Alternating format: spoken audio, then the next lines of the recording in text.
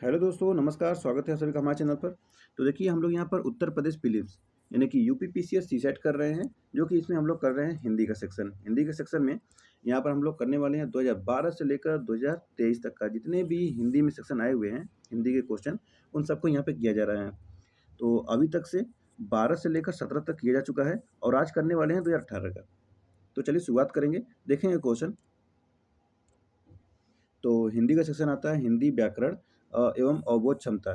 जो क्रिया अभी हो रही है उसे क्या कहते हैं? जो क्रिया अभी हो रही है तो उसे बोलते हैं अपूर्ण वर्तमान। देख लीजिए इसका व्याख्या। जो क्रिया अभी हो रही है उसे अपूर्ण वर्तमान काल कहते हैं। जैसे मैं पढ़ रहा हूँ, वह जा रही है, मतलब प्रेजेंट में। ठीक है।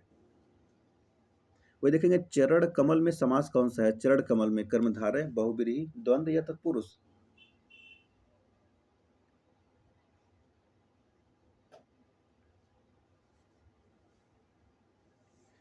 तो कर्मधारय हो जाएगा, ऑप्शन नंबर ए लगा देंगे, कर्मधारय समास। देखेंगे चरण कमल में कर्मधारय समास है।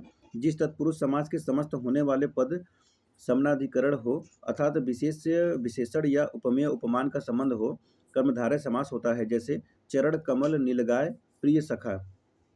नयन का शुद्ध संधि विच्छेद है ने प्लस अन, ने प्लस अयन, न प्लस अयन या नय प्लस अन। तो इसमें क्या हो जाएगा? ने प्लस अन हो जाएगा। ऑप्शन नंबर ए लगा देंगे, ने प्लस अन हो जाएगा। अच्छा, इसको ध्यान से देख लीजिए कैसे कैसे चेंज होता है। देखिए नयन का संधि विच्छेद कैसे हो गया? ने प्लस अन। यहाँ पर या आदि सर्व है, जैसे कि या आदि। यदि ए ऐ ओ के बाद कोई भिन्न स्वर आए तो ए ऐ का आय हो जाता है। जो ओ का औ का आव हो जाता है। जैसे ने प्लस अन नयन, नय प्लस अक नायक, पो प्लस अन पवन, पौ प्लस अक पावक हो जाता है। ठीक है। चलिए अब गद्यांश दिया हुआ है, गद्यांश को पढ़ के उसी के आधार पे आंसर बताना है। 69 से लेकर 73 तक का क्वेश्चन होगा। तो चलिए पहले तो ध्यान से पढ़ेंगे गद्यांश को। जिन कर्मों में किसी प्रकार का कष्ट या हानि सहने का साहस अपेक्षित होता है, उन सबके प्रति उत्कंठापूर्ण आनंद उत्साह के अंतर्गत लिया जाता है। कष्ट या हानि के भेद के अनुसार उत्साह के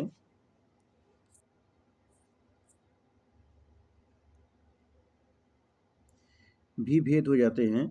साहित्य मीमांसकों ने इसी दृष्टि से युद्धवीर, दानवीर, दयावीर इत्यादि भेद किए हैं। इनमें सबसे प्राचीन और प्रधान युद्ध वीरता है, जिसमें आघात, पीड़ा या मृत्यु की परवाह नहीं रहती। इस प्रकार की वीरता का प्रयोजन अत्यंत प्राचीन काल से चला आ रहा है, जिसमें साहस और प्रयत्न दोनों चरम उत्कर्ष पर पहुँचते हैं। पर केवल कष्ट या पीड़ा सहन करने के साहस में से ही उत्साह का स्वरूप स्फुरित नहीं होता, उसके साथ आनंदपूर्ण प्रयत्न या उसकी उत्कंठा का योग चाहिए। चलिए अब आपके सामने क्वेश्चन है, सबसे प्राचीन वीरता कौन सी है? सबसे प्राचीन वीरता वाक वीरता, दान वीरता, युद्ध वीरता या दया वीरता। तो प्राचीन है वीरता कौन सी? युद्ध वीरता। ऑप्शन नंबर इसमें सी लगा देंगे, युद्ध वीरता। क्वेश्चन नंबर 70, युद्धवीरता के लिए किस प्रकार की प्रकृति अपेक्षित है? चतुराई और भीरुता, चंचलता और अस्थिरता, धृष्टता और साहस, साहस और प्रयत्न और कष्ट सहने का धीरज। Question number 70।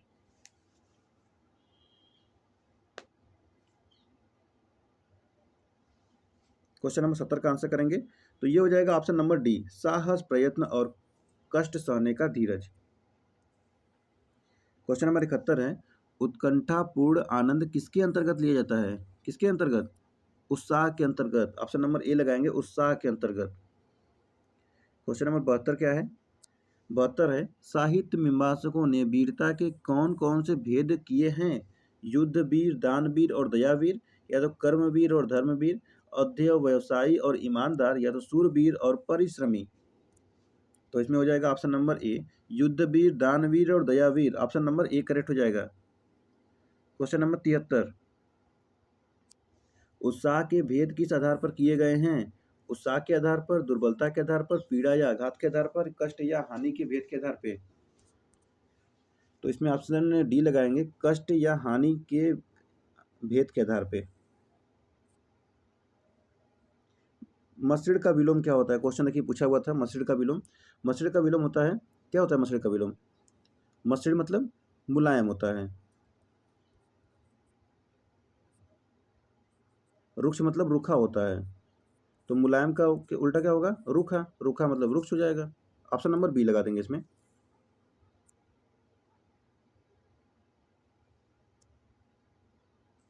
चलिए, चंद्रमा तथा ब्राह्मण के लिए एक शब्द क्या है? सोम, द्विज, वर्ण या श्रेष्ठ? तो ये जगह द्विज। ऑप्शन नंबर बी लगा देंगे, द्विज।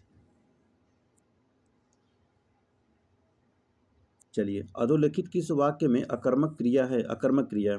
रामू खाना खा रहा है, चालक गाड़ी चलाता है, श्याम हंसता है, माँ स्वेटर बुनती है। अकर्मक क्रिया पूछ रहा है, अकर्मक क्रिया। तो देखिए, रामू खाना खा रहा है, क्या खा रहा है? खाना खा रहा है, ये सकर्मक है। चालक गाड़ी चलाता है, क्या चलाता है? गाड़ी चलाता है। यहाँ करने की क्रिया आ रही है, सकर्मक है। माँ स्वेटर बुनती है, क्या बुनती है? स्वेटर बुनती है। लेकिन श्याम हंसता है, तो मैं क्या थोड़ी ना इसमें कहूँगा क्या हंसता है, वो तो खाली हंस रहा है। सोता है मतलब सो रहा है। तो ये अकर्मक क्रिया हो जाता है। ऑप्शन नंबर सी लगा देंगे, अकर्मक क्रिया।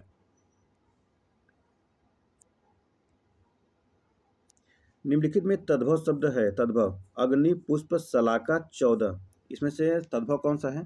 तो देखिए, अग्नि, पुष्प, शलाका जो है ये हो जाते हैं यहाँ पे तत्सम। लेकिन 14 जो है ये है तद्भव शब्द। ऑप्शन नंबर इसमें डी लगा देंगे, 14। चलिए, अच्छा इसका सबका देख लीजिए। आग का अग्नि, फूल का पुष्प, सलाई का शलाका। पगड़ी रख घी चख, इसका क्या होता है? मान सम्मान से ही जीवन का आनंद है, पढ़ लिख कर भी अनुभवहीन होना, निर्लज्ज होकर कुछ भी पाना, बदनामी से बुरा नेक नामी। तो चलिए देखिए, इसका आंसर आयोग ने बताया था, मान सम्मान से ही जीवन का आनंद लेना, ये भी हो सकता है। और निर्लज्ज होकर कुछ पाना भी होता है, मतलब कि पगड़ी नीचे रख और घी चख। मतलब कोई इंसान है, पगड़ी रखा हुआ है अपने इस पे, तो कहता है कि ये पैसे ले लो, पगड़ी नीचे रखो, ये पैसे ले लो। मतलब निर्लज्ज होकर कुछ पाना भी होता है ना। तो इसे सी भी लगा सकते हैं, ए भी लगा सकते हैं। बहुत जगह इसका आंसर ऐसे ऐसे दिया हुआ है।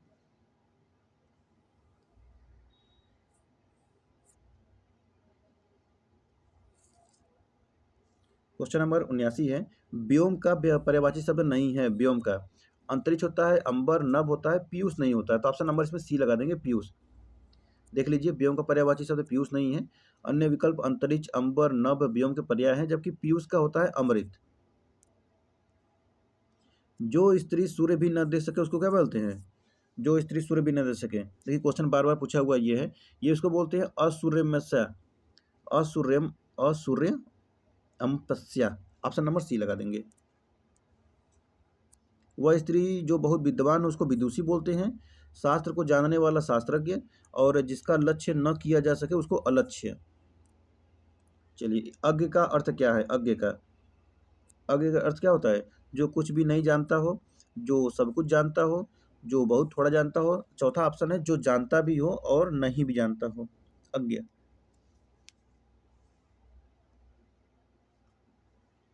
तो इसमें ऑप्शन नंबर ए लगा देंगे, जो कुछ भी नहीं जानता हो।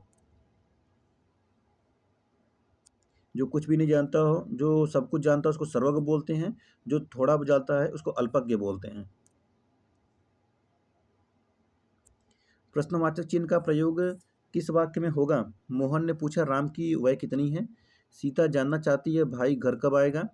मोहन बाजार गया था, मोहन को बाजार क्यों जाना था? तो इसमें ऑप्शन नंबर डी लगाएंगे, मोहन को बाजार क्यों जाना था। तो चलिए देखिए, मोहन को बाजार क्यों जाना था, यह प्रश्नवाचक चिन्ह है, क्यों जाना था। क्वेश्चन नंबर 83 है, अधोलिखित में से अशुद्ध वर्तनी शब्द वाला शब्द बताना है। अशुद्ध वर्तनी। दघीची, याज्ञवल्क्य, निर्वेदी, घनिष्ठ।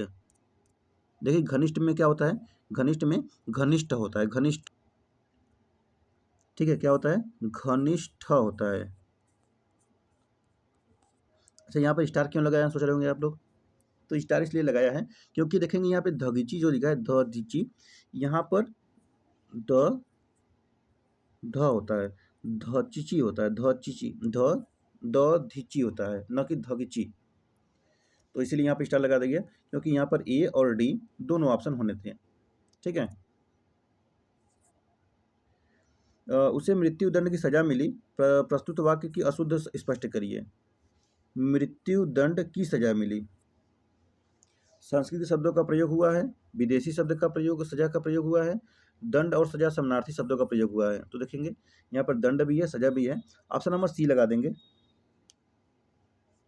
2 बार यूज हुआ है, दोनों का मतलब एक ही होता है। खड़ी बोली हिंदी का अन्य सही नाम क्या है? खड़ी बोली हिंदी का अन्य सही नाम भारती, कौरवी, हिंदी, हरियाणवी। इसे क्या बोलते हैं? उसको बोलते हैं कौरवी। क्या बोलते हैं? कौरवी बोलते हैं। ऑप्शन नंबर बी लगा देंगे, कौरवी। तो चलिए इसके बाद आता है क्या है? इसके बाद आएगा इंग्लिश का सेक्शन, जो कि मैं इसको मैडम कराएंगी। तो देखिए हम लोग 2012 से लेकर 2023 तक कराना है, इसमें आज 2017 किए हैं। चलिए इसको और भी पूरा किया जाएगा नेक्स्ट वीडियो में। Thank you so much.